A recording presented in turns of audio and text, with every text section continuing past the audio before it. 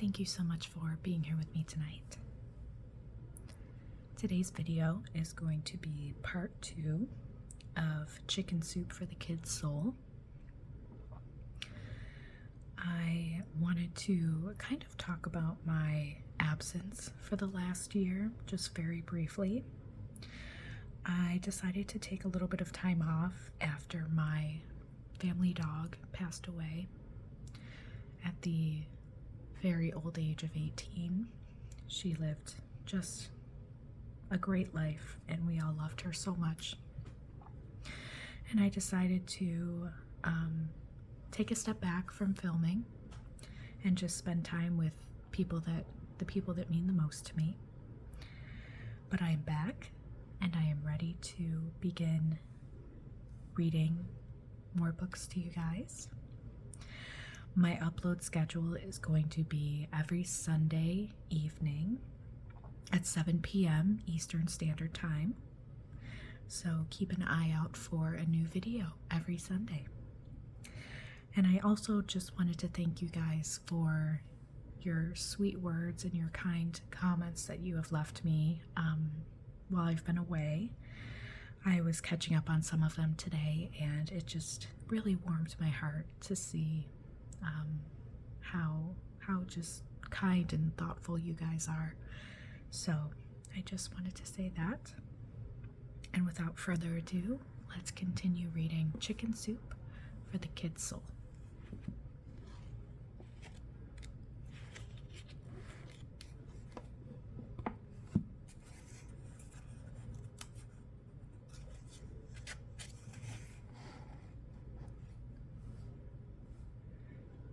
The Visit. There isn't much that I can do, but I can share an hour with you, and I can share a joke with you as on our way we go. Every Saturday, Grandpa and I walk to the nursing home a few blocks away from our house. We go to visit many of the old and sick people who live there because they can't take care of themselves anymore. Whoever visits the sick gives them life, Grandpa always says. First, we visit Mrs. Sokol. I call her the cook. She likes to talk about the time when she was a well-known cook back in Russia. People would come from miles around just to taste her famous chicken soup. Next, we visit Mr. Meyer. I call him the joke man. We sit around his coffee table and he tells us jokes. Some are very funny, some aren't, and some I don't get. He laughs at his own jokes, shaking up and down and turning red in the face. Grandpa and I can't help but laugh along with him, even when the jokes aren't very funny. Next door is Mr. Lipman. I call him the singer because he loves to sing for us. Whenever he does, his beautiful voice fills the air, clear and strong and so full of energy that we always sing along with him. We visit Mrs. Kagan, the grandmother, who shows us pictures of her grandchildren. They're all over the room, in frames, in albums, and even taped to the walls. Mrs. Schreiber's room is filled with memories that come alive as she tells us stories of her own experiences during the old days. I call her the Memory Lady. Then there's Mr. Kroll, the quiet man. He doesn't have very much to say. He just listens when Grandpa or I talk to him. He nods and smiles and tells us to come again next week. That's what everyone says to Grandpa and me, even the women in charge behind the desk. Every week we do come again, even in the rain. We walk together to visit our friends, the cook, the joke man, the singer, the grandmother, the memory lady, and the quiet man. One day, Grandpa got very sick and had to go to the hospital. The doctors said that they didn't think he would ever get better. Saturday came and it was time to visit the nursing home. How could I go visiting without Grandpa? Then I remembered what Grandpa once told me. Nothing should stand in the way of doing a good deed, so I went alone. Everyone was happy to see me. They were surprised when they didn't see Grandpa. When I told them that he was sick and in the hospital, they could tell that I was sad.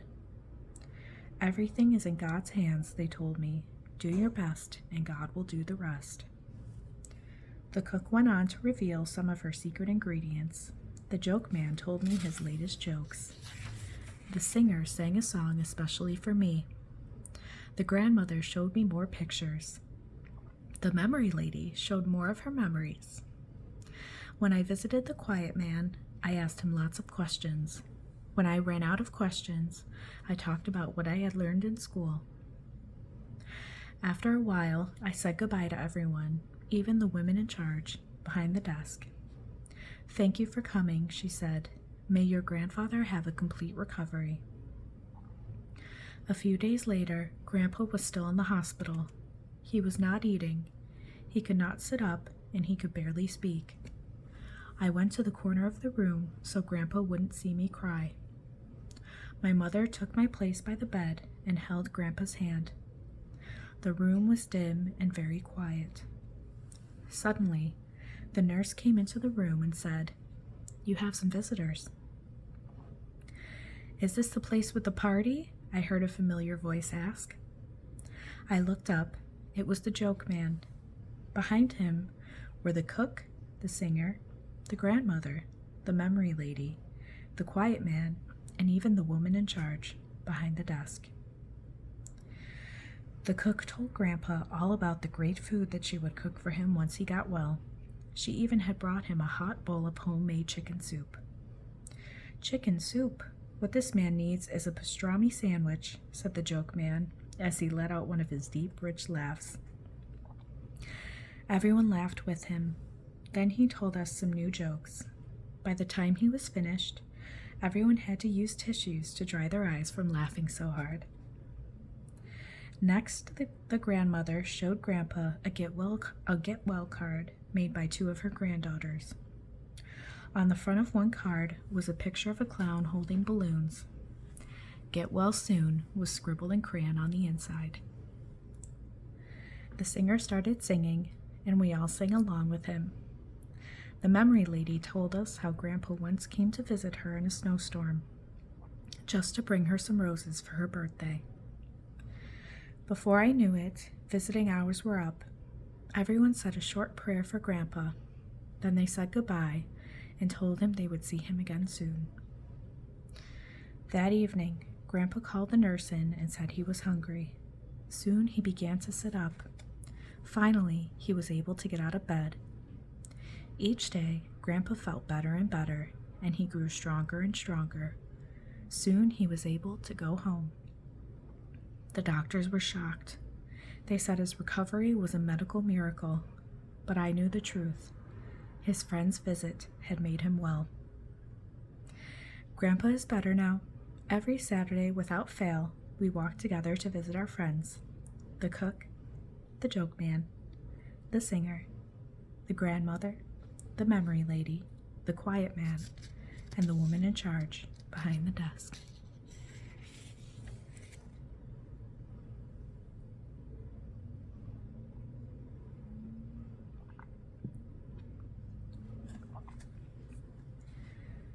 The fire truck. Some people give time, some money, some their skills and connections, some literally give their blood, but everyone has something to give. Barbara Bush. After her parents split up, things at Tammy's house changed. Her mom started working, and Tammy became responsible for caring for the house and making meals for herself and her younger sister. Though money was tight, they never went without. They had a nice home in a modest neighborhood, and the girls never wanted for the necessities: food, clothing, and shelter. What Tammy missed most of all, though, was family. Tammy spent the summer during her 9th grade year working at a park to earn extra spending money. Her job was to run the ball shed and organize activities for the kids who spent their summer days at the park. The kids absolutely adored Tammy. She was constantly going out of her way to do things for them. She would plan picnics, organize field trips, and even buy ice cream for all of them, using her own money. She always did more than her job required, even if it did mean using her own money. She got to know one little boy who lived in an apartment across the street from the park. His parents both worked at fast food restaurants, and she knew that they didn't have much money. The boy talked about his upcoming birthday and the fire truck he wanted so badly. He said he was going to be a fireman someday and needed the truck to practice. He told Tammy more details about the truck than she knew a toy truck could have. The boy's birthday came and went. The next day, when Tammy saw the boy, she expected to see a shiny red truck in his arms. When he arrived empty-handed, she asked about his birthday. Did he get his truck? The boy said no. His parents were going to have to wait and get it for him later, when things were better. He seemed a little sad, but kept his chin up as best as he could. That week, Tammy cashed her paycheck and headed for the toy store. She found the truck easily. After all, from his descriptions, she felt she knew it inside out.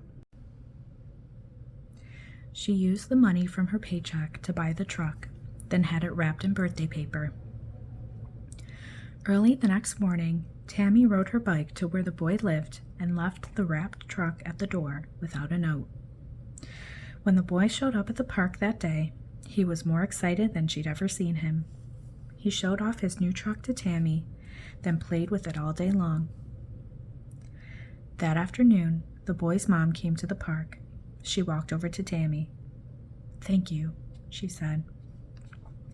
Tammy tried to act confused, as though she didn't have a clue as to why this woman would be thanking her. "I get up early in the morning, just like you do," the mother said.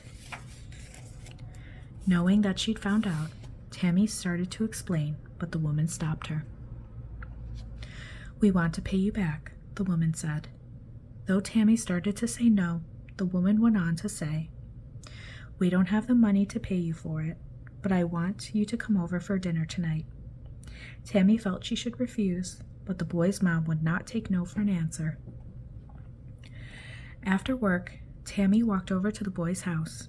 She could smell dinner coming from their window, though she couldn't recognize what it was. When she entered their home, she saw that the family of 4 shared a small and cramped one-bedroom apartment. There were only 2 chairs at the makeshift table that served as the dining area. Instead of eating at the table, Tammy and the family sat together on the ragged couch. They passed along collard greens and macaroni and cheese, laughing as Tammy warily tried collard greens for the first time. Tammy had a great time that evening. As she left, it was Tammy who was saying thank you. Though their means were modest, her hosts had given Tammy something she had been missing, the warmth of a family. She learned not only the rewards of giving, but that everyone has something to give, and that by accepting what is given to you, you complete the circle of love.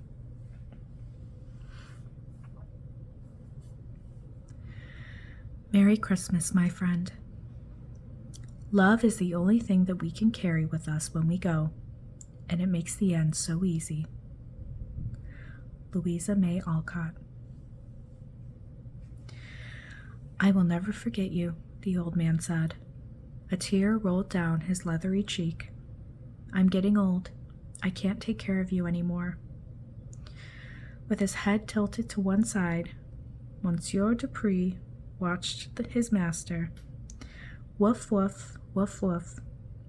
He wagged about his tail back and forth, wondering, what is he talking about? "I can't take care of myself anymore, let alone take care of you." The old man cleared his throat. He pulled a hanky from his pocket and blew his nose with a mighty blast. "Soon I'll move to an old age home, and I'm sorry to say you can't come along. They don't allow dogs there, you know." Bent over from age, the old man limped over to Monsieur Dupree and stroked the dog's head. Don't worry, my friend. We'll find a home. We'll find a nice new home for you. As an afterthought, he added, Why, with your good looks, we'll have no trouble at all. Anyone would be proud to own such a fine dog. Monsieur Dupree wagged his tail really hard and strutted up and down the kitchen floor. For a moment, the familiar musky scent of the old man, mingling with the odor of greasy food he gave the dog, gave him a warm feeling of well-being. But then a sense of dread took hold again. His tail hung between his legs, and he stood very still. Come here. With great difficulty, the old man knelt down on the floor and lovingly pulled Monsieur Dupree close to him. He tied a ribbon around the dog's neck with a huge red bow. Then he attached a note to it. What does it say? Monsieur Dupree wondered. It says, the old man read aloud, Merry Christmas. My name is Monsieur Dupree. For breakfast, I like bacon and eggs. Even cornflakes will do. For dinner, I prefer mashed potatoes and some meat. That's all. I eat just 2 meals a day. In return, I will be your most loyal friend. Woof, woof, woof, woof. Monsieur Dupree was confused, and his eyes begged, What's going on? The old man blew his nose into his hanky once more. Then, hanging onto a chair, he pulled himself up from the floor. He buttoned his overcoat, reached for the dog's leash, and softly said, Come here, my friend. He opened the door against a gust of cold air and stepped outside, pulling the dog behind. Dusk was beginning to fall. Monsieur Dupree pulled back. He didn't want to go. Don't make this any harder for me. I promise you, you'll be much better off with someone else. The street was deserted. Leaning into the wintry air, the old man and his dog pushed on. It began to snow. After a very long time, they came upon an old Victorian house surrounded by tall trees, which were swaying and humming in the wind. Shivering in the cold, they appraised the house. Glimmering lights adorned every window, and the muffled sound of a Christmas song was carried on the wind. This will be a nice home for you, the old man said, choking on his words. He bent down and unleashed his dog, then opened the gate slowly so that it wouldn't creak. Go on now. Go up the steps and scratch on the door. Monsieur Dupree looked from the house to his master and back again to the house. He did not understand. Woof, woof, woof, woof. Go on. The old man gave the dog a shove. I have no use for you any more, he said in a gruff voice. Get going now. Monsieur Dupree was hurt. He thought his master didn't love him any more. He didn't understand that, indeed, the old man loved him very much, but could no longer care for him. Slowly, the dog straggled toward the house and up the steps. He scratched with one paw at the front door. Woof, woof, woof, woof. Looking back, he saw his master step behind a tree just as someone from inside turned the doorknob. A little boy appeared, framed in the doorway by the warm light coming from within. When he saw Monsieur Dupree, the little boy threw both arms into the air and shouted with delight, Oh boy, Mom and Dad, come see what Santa brought. Through teary eyes, the old man watched from behind the tree as the boy's mother read the note. Then she tenderly pulled Monsieur Dupree inside. Smiling, the old man wiped his eyes from the sleeve with the sleeve of his cold, damp coat. Then he disappeared into the night, whispering, Merry Christmas, my friend.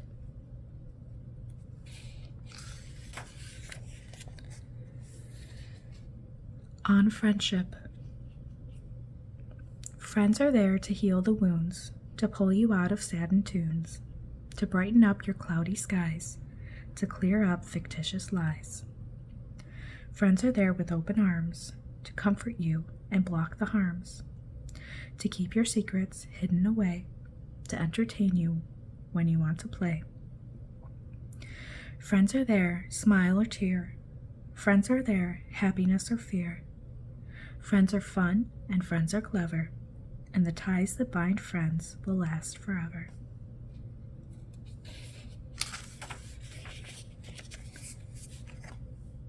I'm just going to take a sip of water.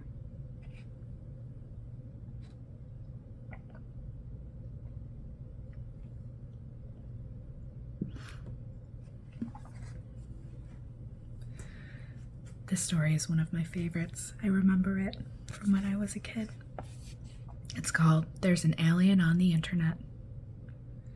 Be kind, for everyone you meet is fighting a harder battle. Plato.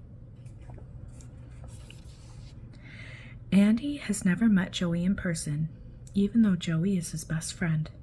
He met him on the internet. At school recess, he played Star Wars with Kevin and Rob. But it's all the neat stuff he learned about the solar system from Joey that made his Star Wars games fun. Joey doesn't go to school. He's homeschooled. I wish Joey went to our school here in Portland. Then I'd never get bored because he's so smart, thought Andy. Last week, Andy's teacher, Mrs. Becker, put a big circle on the blackboard and said it was a pizza pie. Andy, she said, if I were to divide the pizza, would you like 1/3 or 1/10? 10 is the bigger number, so that's what he picked. Kevin started waving his hand in the air, shouting that he chose 1/3. Mrs. Becker drew lines on the circle, showing that his piece of the pie was bigger than Andy's. Andy's going to get hungry, Kevin teased.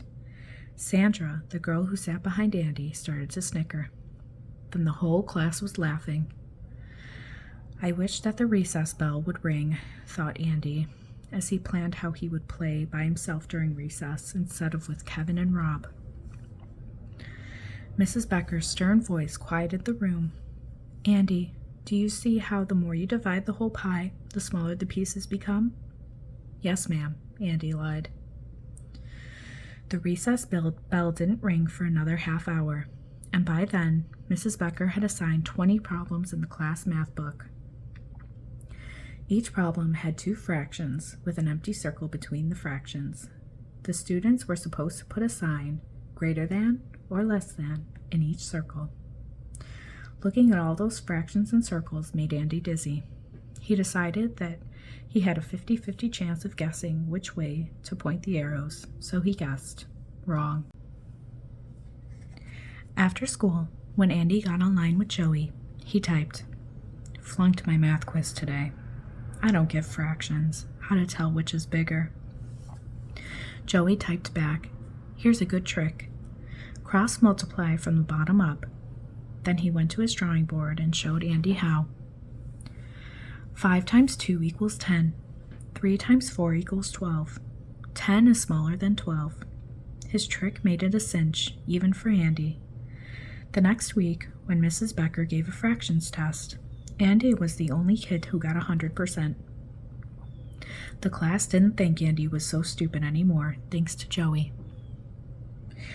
After Joey and Andy got to be such good pals, Andy asked Joey to send him a picture and told Joey he would send one of his in return. Andy's little league team was having their picture taken in their uniforms, and Andy had posed for his with his bat over his shoulder, like he was up to the plate about to hit a home run. Andy thought, as he looked at his picture before he sent it to Joey, "I look pretty cool, really athletic." Andy mailed one to Joey in Tallahassee and started waiting for his picture to arrive in the mail. Each day when Andy talked on the internet, he asked Joey if he'd received his photo yet. On the 3rd day, Joey said, "Your picture came, and it's awesome. Thanks." "Great," Andy replied. "Then I should be getting yours soon." But Joey's picture never came, and each time they talked, Andy told him, "Still no picture. Maybe you'd better send another." It was weird. No photo and no comment from Joey. He just changed the subject. Then one day when they were talking about Star Wars and aliens, Andy asked him, What if there really are aliens in disguise on Earth? You know, like that TV program, Third Rock from the Sun, or the book, My Teacher's an Alien. It seemed like a long time before the screen lit up with his reply. Can you keep a secret? I guess, Andy answered. Promise? It's really important. Sure, I promise. I'm an alien from another galaxy. That's why I can't send you a photograph. My energy field can't be caught on film. Andy sat there, staring at the screen. His mother was calling him to dinner, but it was Joey who signed off while he sat, staring at the computer in a daze. Was this one of Joey's jokes? Then why didn't he send a picture? Is this why he knew so much more than the other kids about spaceships and outer space? Why was he so secretive? At dinner, Dad announced, "Good news! My transfer request was approved. We'll be moving to the home office in Denver at the end of this month. The company has found a rental home for us that's close to a good school for Andy and with plenty of room for Grandma to live with us." Andy's mom was happy because her mother had been in a Denver nursing home ever since she fell and broke her hip, and she wanted to have Grandma live with them. Andy just felt mixed up. That night in bed, Andy thought about being a new kid in a new school. I remember how I felt when we moved here. It was hard to make new friends. It seemed like everybody stared at me the first day, and the other kids treated me differently for a while until they got to know me. That was the last thing he thought about before he fell asleep. The next morning, as Andy was sitting at the kitchen, eating cereal, his mom was watching a show on TV. A newscaster was interviewing a lady in Tallahassee, Florida. "Tell me about the role the internet plays in Joey's life," the newscaster asked. "Well, it has allowed him a freedom he's never known before. Not only is he able to access information from his wheelchair, but most importantly, he has made new friends." The newscaster then continued, "Tell us about your internet friends, Joey." The camera shifted to this kid in a wheelchair, sitting in front of his computer. He was kind of skinny, with short of shriveled legs. His head hung to one side, and when he answered, his words were hard to understand. He had to make a big effort to say them, and a bit of drool came out of one corner of his mouth. "When other kids see me, they just see that I'm different. It's hard for me to talk and be understood. But when I'm on the internet, they think I'm just another kid because they can't see me. I've been making friends with lots of different people," Joey explained. All day at school, Andy's mind was full of jumbled thoughts. His internet buddy, Joey the alien, Joey the kid on TV, making new friends in Denver, Grandma in her walker. As soon as he got home, he ran to his room, threw his backpack on the bed, and went to his computer. As Andy logged onto the internet, he decided, it doesn't matter where Joey came from, Mars, Saturn, or Tallahassee. It doesn't matter what Joey looks like. I know who Joey is. Joey is my friend. Andy typed into the computer, "Joey, guess what? We're moving to Denver. Boy, am I ever glad to have a friend who goes with me wherever I go." Let's see how long this next one is. Okay, we're going to do one more. Seeing, really seeing. His nose was all smushed looking, like maybe his mom had dropped him when he was a baby. His ears were 2, maybe even 2.5 sizes too big for his head. And his eyes. His eyes bulged like they were ready to pop right out of their sockets. His clothes were nice, Tim had to admit, but he was still the homeliest kid he'd ever seen. So why was the new kid leaning on Jennifer Lawrence? Like the actor? So why was the new kid leaning on Jennifer Lawrence's locker like they were best friends or something? She was a cheerleader and one of the coolest girls in school. And why was she smiling at him instead of twisting her nose all funny like she did when she looked at Tim? Strange, he thought. Really strange. By lunchtime, Tim had forgotten about the new kid. He sat down at his usual table in the corner, all alone. Tim was a loner. He wasn't as ugly as the new kid, just a little on the heavy side and kind of nerdy. Nobody talked to Tim much, but he was used to it. He had adjusted. About halfway through his peanut butter and ketchup sandwich, he put ketchup on everything, Tim looked up and saw that kid again. He was holding his lunch tray and standing over Jennifer, grinning like he'd just aced a math test. And she was grinning too. Then she moved over and made room on the bench next to her. Strange. Really strange. But even stranger was what the new kid did. Tim would have plunked into that seat so fast his lunch bag would have been left behind, just hanging in the air. But not this new kid. He shook his head, looked around, and walked straight to Tim's table. "Mind if I join you?" he asked. Just like that. "Mind if I join you?" Like the entire 8th grade was fighting to sit at my table or something. Tim thought. "Sure," said Tim. No, I don't mind." So the kid sat down, and he came back day after day until they were friends. Real friends. Tim had never had a real friend before, but Jeff, that was his name, invited Tim to his house, on trips with his family, and even hiking. Right, Tim hiking. Funny thing was, one day, Tim realized he wasn't so heavy anymore. All that hiking, I guess, thought Tim. And kids were talking to him, nodding to him in the hallways, and even asking him questions about assignments and things. And Tim was talking back to them. He wasn't a loner anymore. One day, when Jeff sat down at the table, Tim had to ask him, "Why did you sit with me that first day? Didn't Jen ask you to sit with her?" "Sure, she asked, but she didn't need me." "Need you?" "You did." "I did?" Tim hoped nobody was listening. This was a really dumb conversation, he thought. "You were sitting all alone," Jeff explained. "You looked lonely and scared." "Scared?" "Uh-huh, scared. I knew that look. I used to have one too, just like it."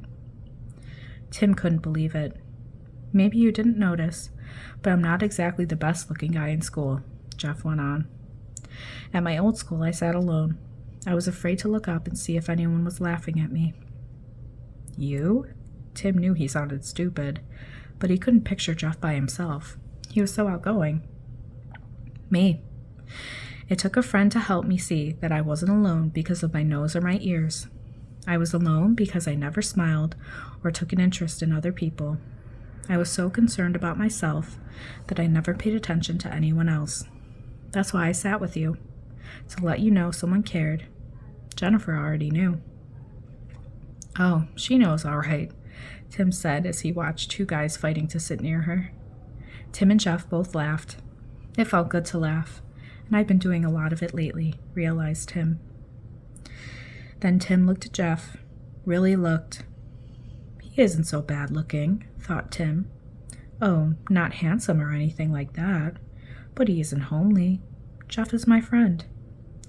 That's when Tim realized that he was seeing Jeff for the first time. Months earlier, all he had seen was a funny-looking nose and Dumbo ears. Now he was seeing Jeff, really seeing him. That is where I'm going to leave off for tonight. Please let me know if you enjoy hearing this book being read. I really enjoy taking a trip down memory lane and reading it for you guys. So I would love to continue if that's what you guys want me to do. Thank you so much for watching this video. If you aren't already, I would really appreciate it if you would subscribe to my channel for more videos. Like I said, I will be posting new videos every Sunday at 7 p.m. Eastern Standard Time. I hope you have a beautiful night's sleep, and I will see you next time. Good night.